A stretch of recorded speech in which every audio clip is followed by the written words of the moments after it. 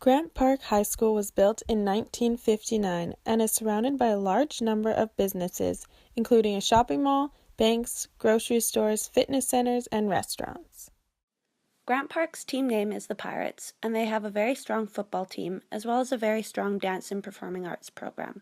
The school takes football very seriously, so that even the boys on the football team leave classes early to go to practice in the beginning of the year. Football is very heteronormative in the school, as there is no girls' football team. The dance program is also predominantly girls, which sustains heteronormativity in schools. Grant Park is a very accessible school for students who may have injuries, disabilities, or be in wheelchairs. The school is all one level and has a very open layout, giving it a strong sense of inclusion and community. The school's classrooms are also all connected by doorways, as well as the hallways, making it a very open, approachable environment and encouraging less isolation of classrooms. Gender fluidity and genderqueer students are supported in the school through the student group GLOW, which stands for gay, lesbian, or whatever. The school also offers many other support services, including an on-site school kinesiologist on all days. The area also has the Pan Am Clinic located right next to the school, which is handy for students if they have any sport-related injuries and need support services. Located around Grant Park is a lot of opportunity for physical activity. Directly next to the school is an arena where various sports like hockey, ringette, and figure skating occur. Next to the arena are many soccer fields, which are owned by South End United Soccer Club, but used by a lot of the people in the Grant Park community. There are also various football fields and a track which are used by the school. A number of fitness centers are located nearby, including the Pan Am Pool and Good Life Fitness, which students are able to access outside of school. All of these various opportunities for physical activity are very accessible to the students of Grant Park, promoting physical well-being in kids. The students of Grant Park are very privileged in this sense to live and attend school in an area that promotes so much physical activity. The surrounding neighborhood and businesses of Grant Park High School indicate that there is minimal multiculturalism and multilingualism in the area. This idea does not accurately represent the population of students within the school, however, because the school itself has a large range of diversity with students from many different cultures and nationalities.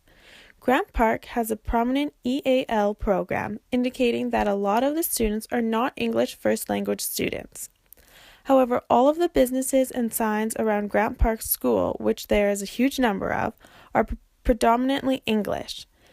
The majority of residents in the adjacent neighborhoods to Grant Park High School are also primarily Caucasian, so this may signify that a large number of students who are from other cultures are coming from different parts of the city to attend this school, and would stay around the area mainly just during school hours. So, in the evenings and weekends, the bulk of people shopping at the mall or visiting the various businesses are Caucasian English-speaking patrons. Grant Park High School is in an area with heavy commuter traffic. During the week, the area experiences a lot of traffic during morning rush hour, lunch hour, and evening rush hour. Much of this traffic is through traffic, traveling down Grant or Taylor as a means to getting to their final destination. However, there are of course many Grant Park High School students driving to and from school, being dropped off and picked up, busing, or walking.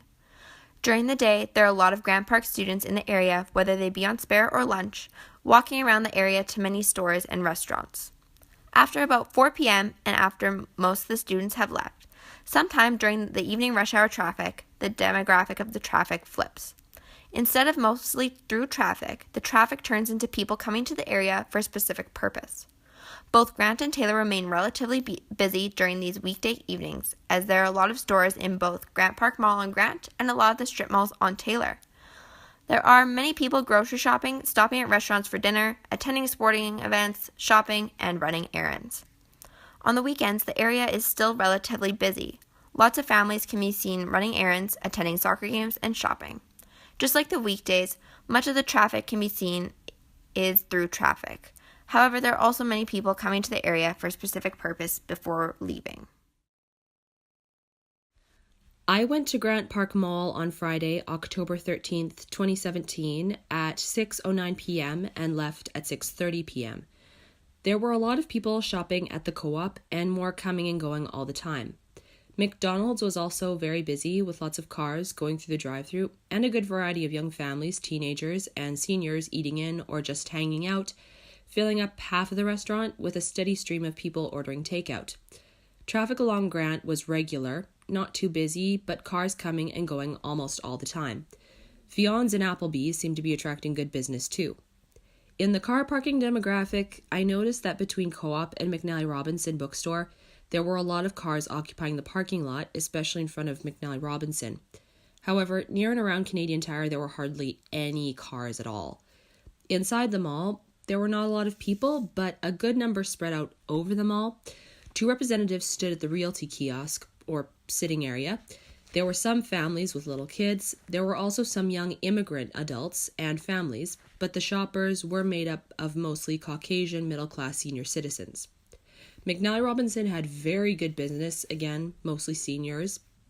While some people were actually walking around and shopping, a lot of the people were just hanging out at the different restaurants or sitting at the different seating areas around the mall. There is a large variety of shops and other services at Grant Park Mall, like fashion ponchos, restaurants, fast food places, the McNally Robinson bookstore, clothing stores, grocery stores, salon, Bell MTS kiosk, shoes, little baby clothing stores, Autopack, CIBC, dry cleaners, Shoppers Drug Mart, and Canadian Tire. But what actually seemed to be attracting the locals on this particular night was the movie theater, or the cinema. Besides McNally Robinson, the place in the mall with the highest density of people was at this cinema. When I was there, a lot of people were sitting or standing around waiting to go in to see the movie. These traffic patterns can cause us to ask a couple of questions. First, how would these businesses fare if the students were in the area? It is plausible that the student demographic is extremely important for the welfare of many of these businesses, and that without the student demographic, these commercial districts may not be self-sustaining.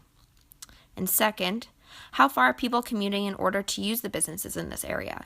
The shopping, facilities, and restaurants do attract people from other areas, but with the Kenniston Common area just down the way, how does it compete? In general, there was not much to be seen regarding gender normativity or gender fluidity. The one thing that we were able to find was a flag sticker on the door of one of the local businesses. G's for Glasses is a family-owned optical shop with an LGBTQ pride flag sticker on their front window. Quite a few members of the LGBTQ community come to shop at this store, even when they do not live in the area. Many people hear about this store through word of mouth, as the store has been recommended to them by other members of the LGBTQ community. There are a number of religious centers near to Grant Park High School, such as various types of Christian churches and a Jewish synagogue.